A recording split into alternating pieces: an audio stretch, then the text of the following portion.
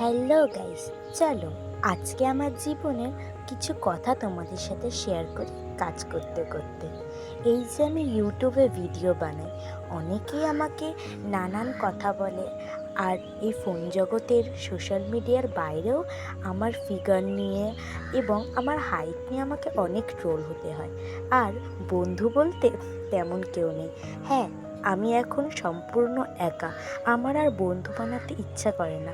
আসলে এত ঠকে গেছি তো, শুধু আমার সাথেই না, আমার বাবা মার আপন লোকেরাই আমার মা বাবাকে অনেক কষ্ট দিয়েছে। আসলে তোমরা যদি তাদের মতো বা তাদের বরাবরে থাকতে পারো খুব ভালো, কিন্তু যখন তুমি নিজের মতো কিছু শুরু করতে যাবে তখনই তুমি তাদের আসল রংটা দেখতে পাবে।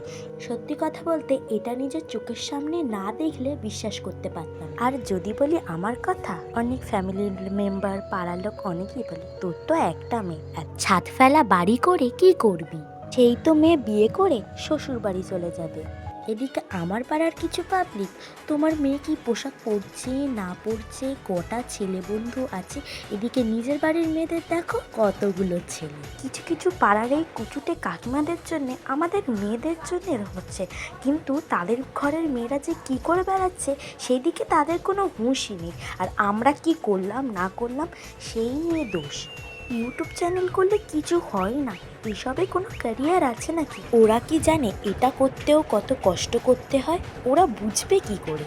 এখন তাদের দিকে তাকিয়ে দেখো, ব্লাউজ শাড়ি রঙ্গভঙ্গ করে ফেসবুকে কত নোংরা নোংরা পোস্ট করে, তার বেলা কিছু না।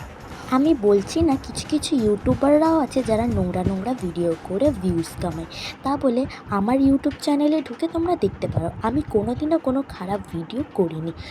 তো তোমরা যদি আমার সাথে সহমত হও তো কমেন্টে ইয়েস লিখে যেও। টাটা।